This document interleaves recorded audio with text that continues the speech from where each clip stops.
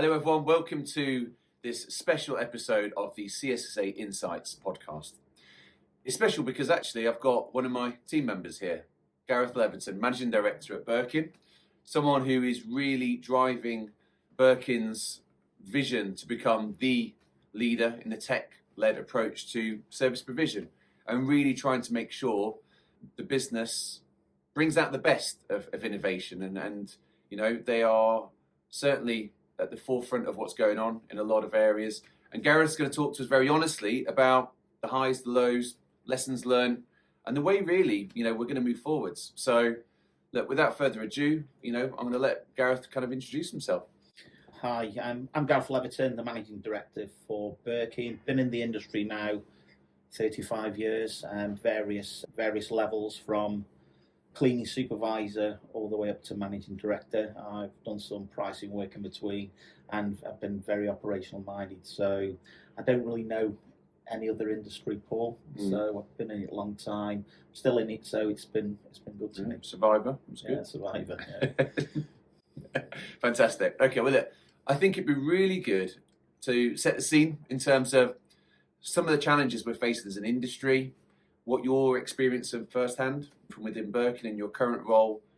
I think once you've set the scene, when I can get my teeth back in, it would be really good for you to just then talk about how you're approaching those challenges and where technology and actually innovation is fitting in with that. So yeah, if you could start with just setting the scene of where you're seeing kind of the current state of affairs within the cleaning industry, that'd be great. Okay, so over the years, I've seen the industry change somewhat slowly.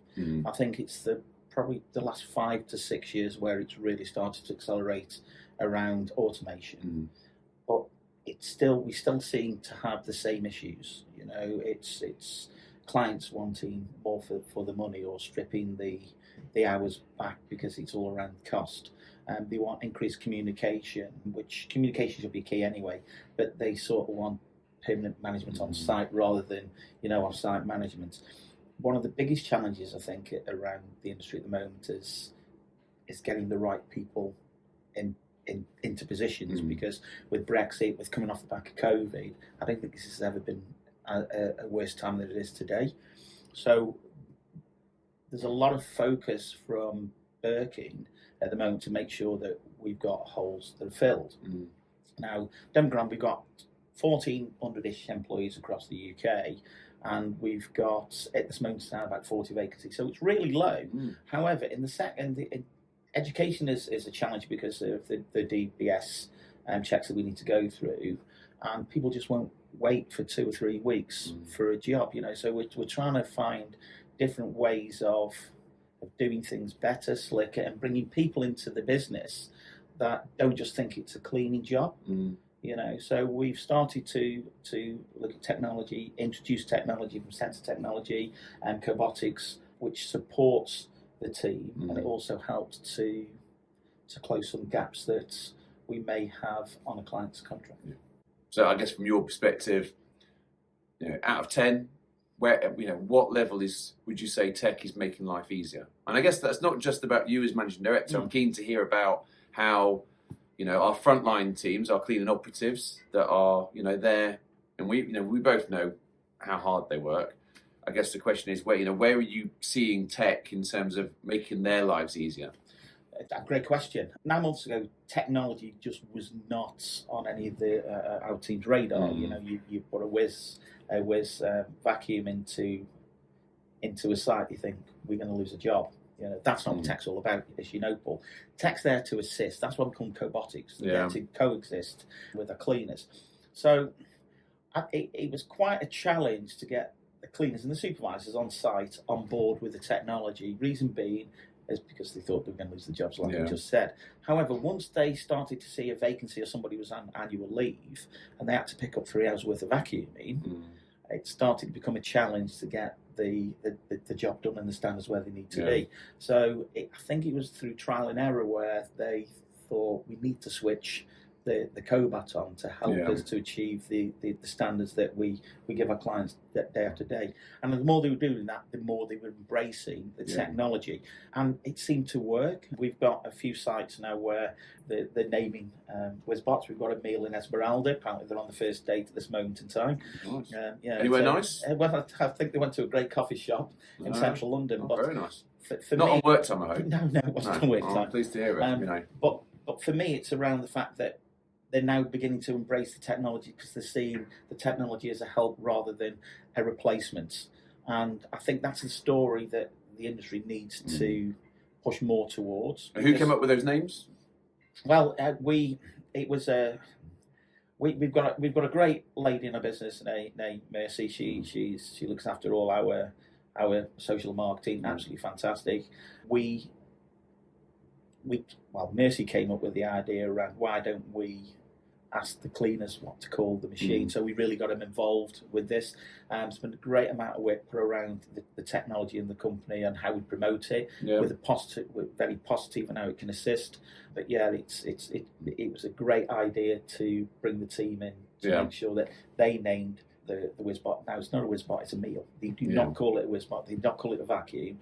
They say, where's a meal? Let's go and get a meal out of the cupboard. Let's not leave a meal with a closed door. So they're really bringing a meal into the team, and 92% of our business where we're using cobotics now really bought into it. Then the teams are really, dare I say, happy that they've got support of the cobot, and we've got 73 out across the portfolio at the moment. I mean, that's a serious fleet. I mean, I guess in terms of how you've been able to implement that volume of robots across, cobotics across the contracts.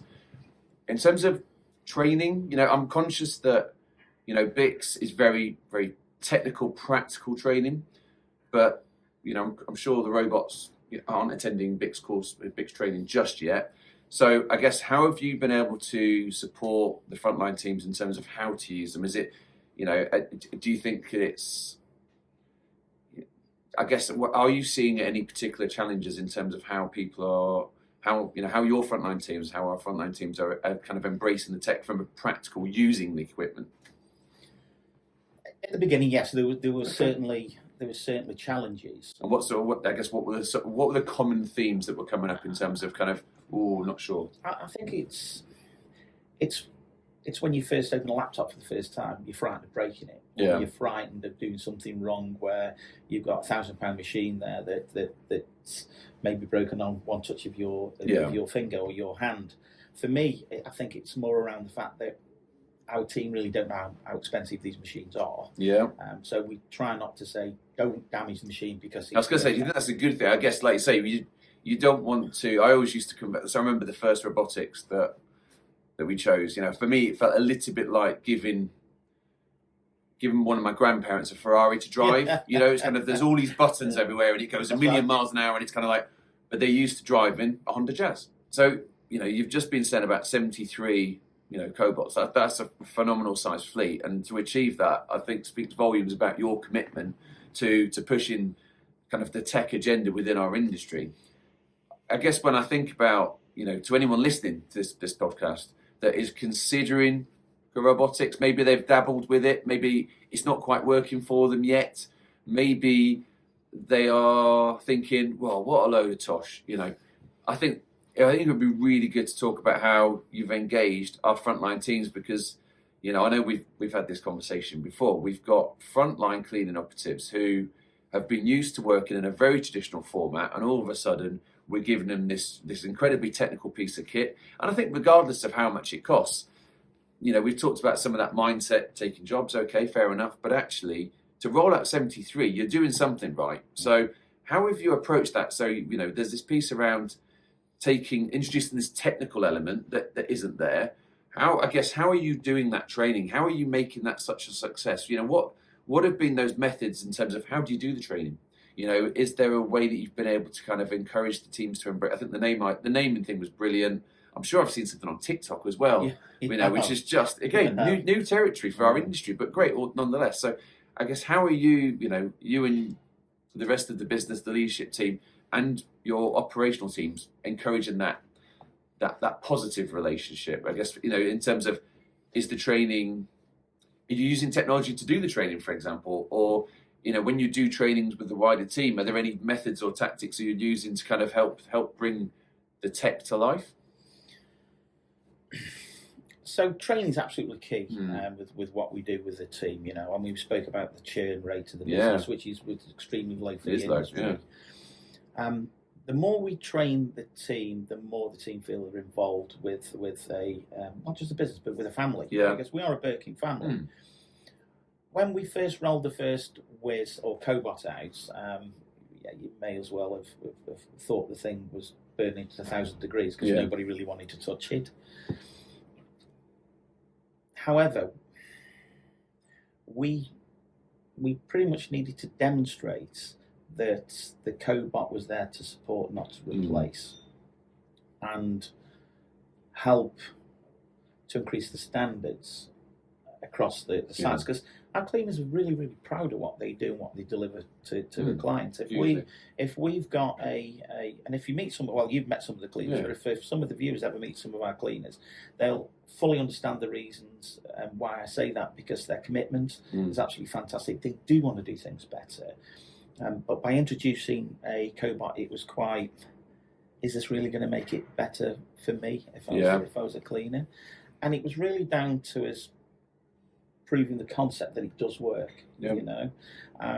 So it was pretty much a trial and error, just play with it, rather than we're training people on it. But who's doing the training? I mean, are you relying on a third party to do the training? Again, because I'm conscious people listening will be curious about how have you been able to roll out 73? So is it, do you use app-based training? Have you got a tech team? Have you got, how, I guess, what are those enablers that you're using? So we invested in a tech team, right? Because we needed to make sure that we rolled this out in the right manner. Is that really cost effective? Of course it is. It's when you originally do a business case for this, it doesn't look as if it's cost effective. But when you look at how much Cobots increase productivity, do they really though? They do. Yeah, well, they do. You're not on commission. No, I'm not on commission. Yeah. We've got analytics. 3 hours, 5,000 square foot. 15,000 square foot. Sorry, in 3 hours at these guys. I'm bringing them as part of the team. No. And that's what they are, even being honest. They're part of the team. So there's a massive benefit to putting the likes of Emil and Esmeralda's on site. Now, when the team see that, it doesn't become a heavy need for training. They want to get involved in how it works. They want to get involved in being part of the journey, And then there's word of mouth, because we do have WhatsApp groups. Yeah. And then you've got one of our sites shouting how great this is and how the standards have increased and they can't now live without a meal. Yeah. So it starts to roll. Can we have one? So we evaluated the whole of the portfolio, and there was, I'd like to say we could promote across the whole of the business, but we can't. They still don't fit every area. There's a time. There's certainly a place. I mean, I think even all of the robotic manufacturers and the suppliers that we deal with, I think even by their own admission. But I guess if we think, you were saying how it's the last 5 to 6 years in your career that you've seen this big forwards advance.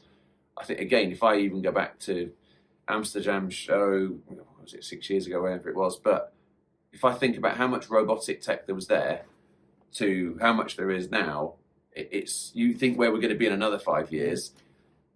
The reality is we've got to get on board with it, and I urge all the listeners to really, this is what the CSSA is about. We want to be able to support you on your journey. As a member, you will have direct access to various companies, other members, various events that are all about sharing. I'm imagining 73 rolled out. I know Birkin were one of the first to roll out the Gaussian products as well back in, God, that must have been 2019 now. It's not easy, is it? I guess. Would you be honest? Is it that easy? It sounds, you're making it sound like, you plug it in, charge it up, off it goes. Is it that good? Pretty much. I'd like to turn around and say to you that we've had hiccups. They don't work. It's another fad in the industry. It's not. It really isn't, Paul. I joined Birkin, as you know, because the the tech and the vision and the future and what that looks like. And I mean, I said in the white paper that I wrote that I wish I was 15 years younger, so continue on the journey longer. Yeah. I can go back 20, 25 years when cobotics first started coming into the UK. Yeah. And there was a big Dalek that's thing, right, weren't there? yeah. I remember that. And if I remember right, we put one on a major client at the time, and we destroyed it because it couldn't do the job it was paid to do, even though we sold it that this is what the job they could do. There's no need to sell these things in anymore. What they can actually do, they actually deliver on the results, and we've got results every single day across 73 sites where they're delivering on results. We track them. We've got a dashboard, so we know when they're working, when we know they've got downtime. So it's very technology advanced on how we're controlling and managing. Now we can also look at going back to the training. If there's one of the sites where we have not got the machine's not running to the capacity that we set it, then we focus on that. Just say, well, is there an issue with the machine? Is there an issue with how it's being deployed? Or is there an issue with the team are just not quite there with how to use it? So we're using a lot of analytics to make sure that the training we put into place is the right training, the right area with the right people. Is that all app based? Is that all linked into it? So it's all app based, all linked into our central hub. It's controlled. It's controlled by Grant Lewis. That's every single day. I'd imagine that's some strong control then. He's Not that he's got an ex-military background or anything, but not making stupid generalisations. But to be fair, he's very on point. He really is. However, every single day I can go on to it and see what's happening across the portfolio. So it's a great app. We've got champions within the business, but we're actually being asked if some of our supervisors and cleaners can be champions now. So what we want to do is start to use our team that are using them with some of the sites that may not be there yet, with it not running to 80, 90, 100% capacity.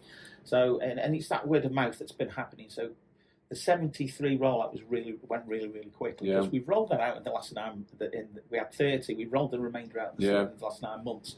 And the plan is, because we've identified where we can push this up to 100 units. Wow. So the plan is to get 100 out by the end of the year. But the team that are already running the 73 absolutely on board with it now. We're constantly monitoring and supporting to make sure that if there is a training need, we jump on it pretty quickly. Yeah. Do you think it's a distraction? I'm just thinking about the listeners and the people that are probably sat there going, sounds a little bit too good to be true. I guess, you've explained some of the challenges and that it's not always been this easy. You've talked about how really engaging with the team. I love the idea of kind of embracing them as a team. The TikToks and all that's great. I guess people listening in thinking it's either too good to be true or there's got to be some weaknesses. Do you think there are any? There's got to be some. Surely, come on. Well, people that are listening to the podcast are going to have their own opinions and their own stories on the technology that we're working with, and it's not just around the machinery cobot technology, which is sense technology as well. We've either been really, really lucky, or we've rolled this out the right way, because what we didn't want to do just roll out for the sake of rolling out, and we did it in a very structured fashion against a lack of mobilisation of a contract. It was very, very structured. We've had no what I would say is hiccups at the moment rolling these out, which I'm sure we're going to going forward. Is it the perfect solution to the industry we're in? And probably not. Is it a perfect solution to support some of the gaps we've got in labour? It definitely is. Yeah. And it's how it's being used. Let's not just use it for the sake of using technology. It's using it in the right manner. If you start to use the technology in the right manner and monitor it correctly, it should, in an ideal world, go right. We may have been lucky, I don't know. And I guess because I'm sat here, I haven't been involved with Birkin for 9 years now. I remember when we first ordered those initial Gaussian units back in 2019. If I compare that to the Whiz unit, I know the Whiz unit is, from a mapping perspective, is a lot simpler. Yes, the Gaussian product technically, you could argue has more features, but I think if I look back and think, for the listeners in terms of what were some of the mistakes we made back then, not having enough internal resource focused on it was a biggie. I think we made mistakes in terms of how we engaged or didn't engage. More importantly, I think looking at what you've achieved in terms of positive engagement. I've seen some LinkedIn where we've actually invited Emil, I think it is, in Esmeralda, into one of the toolbox talks. Yeah. And some people just listening going, "Oh, it's a bit gimmicky." We've got to remember, we've got to humanise these, any form of technology to really bring it to life. And I guess ultimately, what are we doing this for? Yes, we want to make sure we can deliver on promises to clients, and every member listening will be the same thing. We've all got contracts, we've all got to deliver our KPIs, and actually the way I know you listening to what you said is about using that technology to enable and support frontline teams to achieve KPIs, particularly when they're struggling, from a frontline resource and kind of competency. I think it's really good to hear how reliable the kit's, because that's important. And I must admit, in all the years we've been using the kit, even in the early days, it was typically user error. And I guess when I think back, I think a lot of that was down to not enough training, not enough engagement. And again, I think what's been really great to see is how you're kind of making sure our frontline teams are part of the journey. They've got to actually lead the journey. This is all supplementary, secondary, but important support that we're providing. So, Paul, our team are heroes, and that, as corny as that may sound, it really isn't. Yeah. Without them, we haven't got a business. It's true. So, by looking after them in the right way, bringing the right machinery in to make sure that it enhances what they do and deliver for us on a day-to-day basis, it's been paramount. And yes, you're right, we've got more than a WIS Cobot out there. We've got several cobotic machines out there that all do a job at a different level. But at this moment in time, the WIS seems to be the one that's, like I said, a lot easier to use, and it's being used more and more by the cleaners because they find it as a help, not a hinder. Yeah. And going back to about the team asking Emil and to be part of the toolbox talks, the team asked for Emil to be part of that. We didn't just roll it out. Yeah. They said, well, let's bring Emil. He's part of the team, even though Emil can't listen to it. We get that. I was going to say, it's not the Chinese listening, is it? No. But this is actually, they're Japanese. Yeah. This is a great thing that happened though, because we got a team that was originally sceptical about having a cobot that's actually bring him into a two-box talk that makes absolutely no sense to the cobot. But it's great. It was great to see. It was a proud moment. We did take a few pictures because we thought it was a great moment. But the pictures were taken after the team wanted. Well, obviously they were taken after, but after the team wanted Emil to be part of it. It wasn't staged in any shape, way, or form at all. So it's great how the team. Do you know something? I think what's going to happen is some of the sites that can't have a cobot are going to be wanting a cobot. Yeah. Because it's pretty much, my next door neighbour's got a brand new car. I want a brand new car. Yeah. And unfortunately, it won't work everywhere. Now, the Centretech will, that Shadow Tech put the Centretech across the whole of the portfolio, and that's something that we're really driving next, because what we're doing as an industry, we're not just looking at bringing cobotics in, we're looking at predicting how many hours you're going to need to clean. So thanks for your work. It's certainly. I mean, look, there's no getting away from. I mean, we're certainly seeing big changes. Clients wanting far more flex. We've got this whole pinch point where Tuesday, Wednesday, Thursdays. It'd be like Uber soon. There'd be surge pricing for service, I reckon, on those days. But so Sensitech talked about that. You've got again, what are the success stories?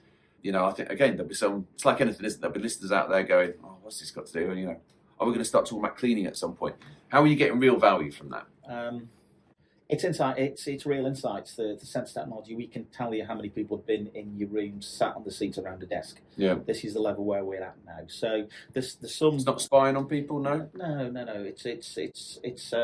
It's a very discreet sensor that will sit under a table. Even the thermal ones, are they? Yeah. Okay. And what it's paid to do is see if there's somebody been at that station that day. Now, in the hot desking and the agile working that we're in today, we believe that we want to predict where people have sat. So when our cleaners come in, they aren't going to go and clean every part of the room for the sake of cleaning every part of the room. The input-output specification, I think, is sort of going to be a thing of the past. I know that's a real bold statement with the listeners, but we've got to start to look a little bit different, because our clients today want best value. They want a cheaper way of doing things. They're asking for credits more and more than I'm finding. And if we can offset prior to a clean team going in what needs to be done, we can start to adjust productivities per day. And that analytics comes in on a daily basis. It's pretty much like when you go into one of a rented office space, when you have to book a room. Yeah. If you book a room, how do you know that person's actually been in that seat? With the Sensor Tech, we actually know. So when the clean team comes in an evening, they can actually go onto the iPad, okay, who's been in what room and where. They focus on that first, and any time that's over, then we put it into professionals. We can bring the deep cleans forward, we can do a little bit more periodic cleaning. So it's really smart and predictable, dare I say, specifications we're pushing towards. Is it a data overload? I mean, it's again, if I think back to how cleaning operatives and how we worked only a few years ago, I guess it sounds, the idea of being able to genuinely understand how your building's working is a real level of added value that we can provide to clients, and actually shows almost like an expansion of scope of our industry. A lot of sensor tech, I guess there's question marks about, does it sit with the landlord? Does it sit with the tenant's space? But from the sounds of it, you're harnessing that data and trying to make the business more effective and more efficient, is it, in a nutshell? Yeah, but it's also shared. Listen, the data's shared with the client. We're very open book. It's very transparent. At Birkin. Yeah. So we share with the client, and our meetings, are. Let's be clear. A lot of our clients want data analytics, a led solution. They want it cheaper. They want to increase productivity, and they want to pay. So I think they call it the cake and eat. Cake and I was trying not to say that. But, and we've got to adapt as a business to make sure that we can stay at the front. And I think by using our technology, by using the sensor tech more so, we can predict what needs to be done. And we're now not waiting for the client to come to us. We're going to the client to say. I think that for me is the thing I love. It's us as an industry stepping forward and going, no, we'll take charge of this. We will give you the information. We will be proactive. And actually it gives us, I think the more this kind of technology is embraced, I think the more insights we will gain and allow us to be, smarter and more effective. And I think if, for me, the importance of technology is linking this to, I know that we've got the BCC doing a fantastic job of, raising the profile and lobbying government, BICS, it feels like we're all really starting to move ahead. I guess for me, the fundamental way we can raise the profile of our industry, and it's great news about the friendship level as well, but for us, if we're going to be taken serious as an industry and move away from outdated perceptions of what we are as an industry, this sensor tech, this adding value beyond providing a clean space, the way in which we do so and the way in which we embed tech into the modern cleaning solution, I think is a genuine game changer. And I think for me, it's passionate as CSSA, certainly as chair, I really want to kind of help other members go on the journey, because it is a journey. I haven't been on it for many years now. You're at the forefront and on a daily basis leading the business. There's a lot going off, but I think listening to you today, you can see that it is making a practical difference. It's making a real difference. You're not sat here trying to spin it off just for the sake of it. There's the key lessons learned from what I've heard is engage teams, make sure you've got internal resource focused. I guess there's a cultural piece, internally as well in terms of embracing tech. There's that piece around it. The sensor piece is, I guess it's like anything, isn't it? It's like you just said it yourself, opening the laptop for the first time. We're all there once. The more you use it, the first time you use Insta, TikTok, it takes a bit of time to kind of get used to how it works. But when it does, it becomes almost second nature, doesn't it? And I think that's where it feels like we're on this journey of people opening the laptops for the first, setting up a Facebook account, making sure they've got a TikTok, and actually understanding how that. that works. Yeah, we just got to make sure that they don't feel as if they're going to break the internet. Okay, and I think we've done that really successfully. Fair point. In my opinion, and it is my opinion,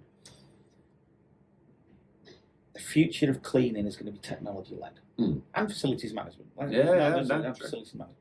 Our clients are going to want more and more analytics of how we're delivering the service. Okay, they're going to want to see how they're delivering service across the whole of their portfolios. When they're sitting on the beach and they're a little bit bored, or they're drinking a tequila and they just open their app on their phone and going, right, what's happening with the one I site in Birmingham?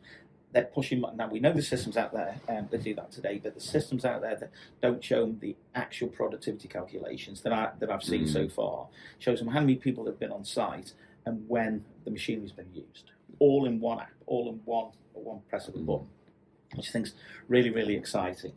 And also, and this is my opinion again, in 3 to 5 years, maybe less, cleaning companies are going to be a technology business that just happens to do facilities management or cleaning or hard services, because that's unfortunately or fortunately where the world's heading. It's really exciting times. It really, really is. I'm absolutely chuffed to bits that we've got our team on board with this and really, really quickly. And that was around the engagement, like I spoke earlier on. And we even had pushed back on clients to start with, until we started to show the client the benefits. And we used to do what we call proof of concept, where we actually trialled, well, I'll give you a live example, a 20,000 square foot plate. We started to look at how we could do things a little bit different. It wasn't a current client. Okay, so we managed to get an understanding of what the current hours were. We reversed engineered against its productivity and calculations how we would see it. And they were very, very low on the productivity calculations for whatever reason or the other bit. The site wasn't in a good state, so you'd expect with the productivity levels being as you wonder what's going on. Without shadow of doubt. So we just did a standard calculation based on some benchmarking around some of our. Did you go and see the space? Okay. So you weren't just fingering the air. No, it wasn't a desktop exercise. So we then started to benchmark regarding similar space that we've got, and we could increase the cleaning productivity. Well, we took 10% of the hours out near enough in one hit. So we wanted to do a little bit. Things a little bit different, and this is where the smart tech came in. So we looked at sensor technology, we looked at how we can deploy the cobots, why supporting our cleaners, because it's all about the cleaners. This is how we can support the cleaners and do a better job for our clients. So when we started, and we took a percentage of the desks, percentage of the space, I think it was 30% that we took, not the whole of the building. So we took the 30% of the space where we can actually do the analytics on is that room being used or not during the day. And it's great for clients, by the way, because then they can start to manage their own space a little bit better as well, because we do share this with the clients. Then when we started to look at where, let's say, a meal, the WizBot, for instance, could be deployed, that was probably 25% of the floor space. But by combining it all, we managed to take 25% of the hours out. Or sorry, let me rephrase that. We increased the productivity on the overall productivity by 25%. It sounds to me like you're creating a sense of transparency that we're probably not used to as an industry. I mean, that is look, we all do open book. It sounds like you're going above and beyond that. I guess do you see that having a negative? For who? Well, I guess that's a question for who. I mean, it's certainly non-negative for our clients. It really isn't. It's certainly non-negative for a team. Okay, you reduce probably the turnover of the contract. However, it gives us the ability to pay more. So we've got. Well, that was where I was going next. In terms of this, all sounds great for Birkin. Well, what does it mean for our frontline teams? So how are they benefiting from this journey beyond having some support? Are there any financial initiatives? What are you doing on a social level to try and are you reinvesting the money? Yeah, of course we're reinvesting. I mean, as I was saying, we want to give our teams a better way of doing things by increasing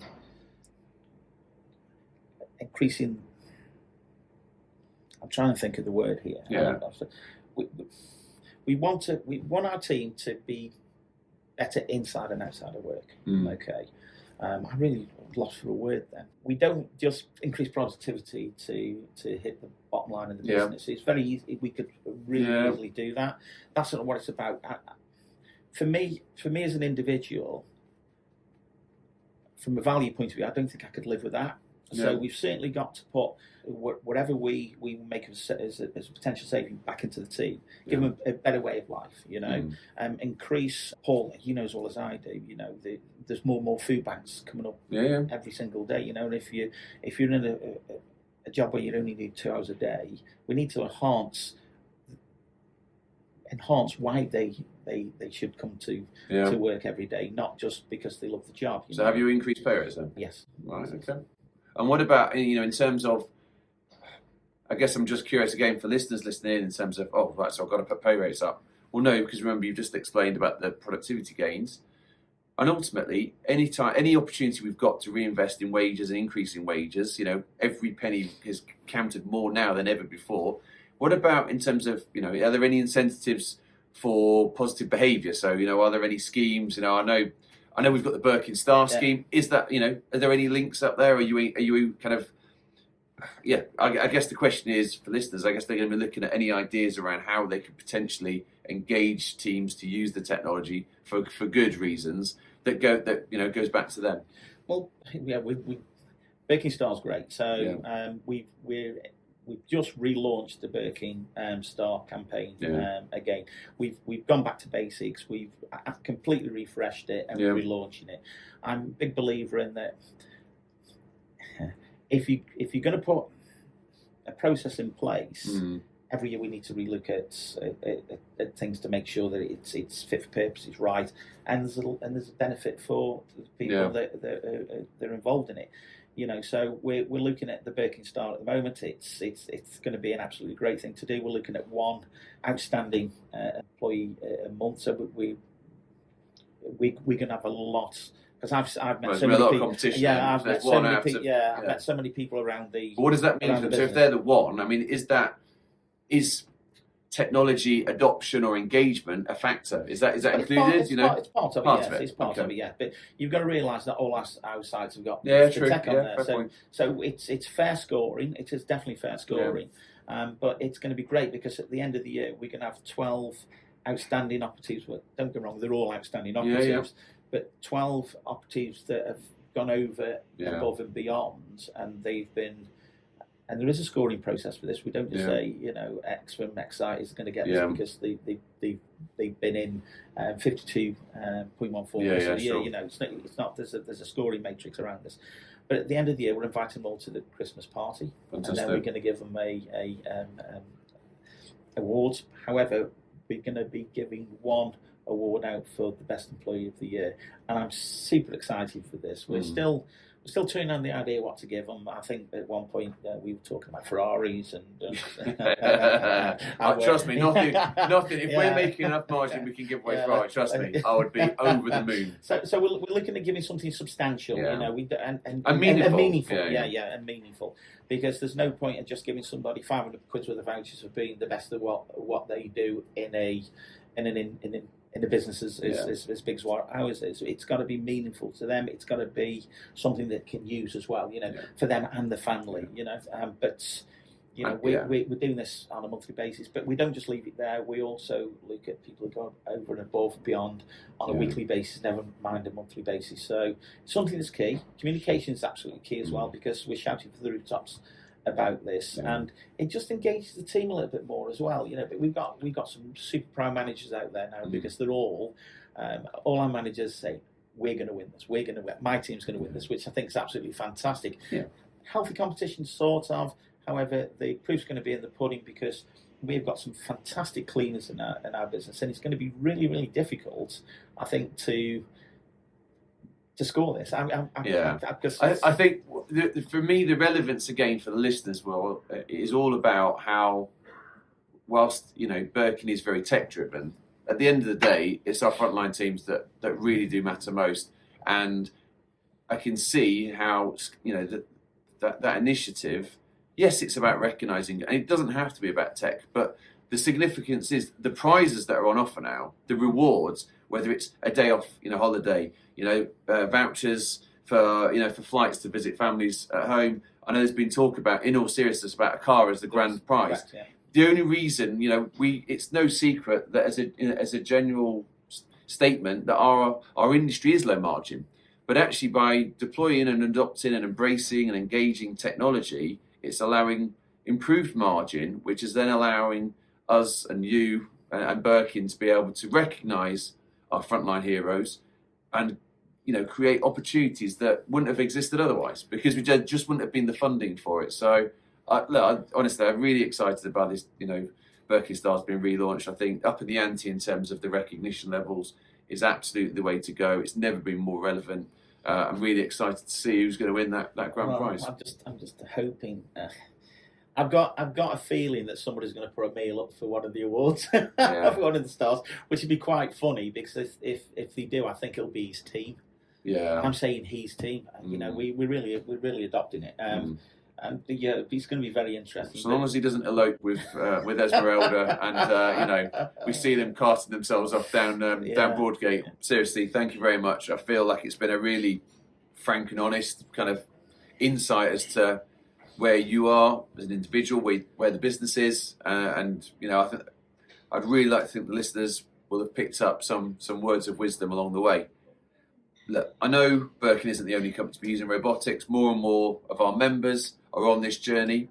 We've got some members who haven't started yet and are thinking about robotics or considering it. I guess if you had one piece of advice for them, one piece of advice for the listeners, our members, around, how to approach technology, innovation, robotics, sensors, whatever it may be, what would be your one piece of advice?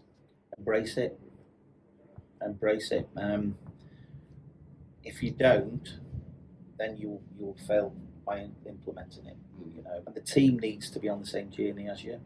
So if your vision is to push down the technology, we ensure that your team's on the same page as you. Because it certainly has worked well for us. And I could sit here and be very, very selfish and say, "Oh, we're going to lead the way. We're going to beat all our competition." It's not about that. For me, I would love all our competition to be on this journey, because it helps our frontline teams. It's about, let's not forget, it's about the people that work for us every single day, that when we go home, they're out there cleaning our clients' sites. They're the ones out there that are making sure that we get paid every single day. So if you don't embrace it, you potentially are not supporting the future of your team. So that's pretty much where I am with this one. Let's do it for the team and embrace the technology. Don't be frightened. Brilliant. Look, seriously, thank you very much. Really enjoyed this. To all our listeners, by all means, if you want to know more, you've got any questions, that's what the CSSA is here to do. We're bringing like-minded people together. We want to share best practice. We want to help you grow. We want to help you comply. We want to help you succeed. So please, make sure you're keeping up to date with LinkedIn. Make sure you're kind of keeping up with all the events that are coming up. And by all means, thank you very much for your time. Really appreciate it. Thank you, Paul. Thank you. Thank you.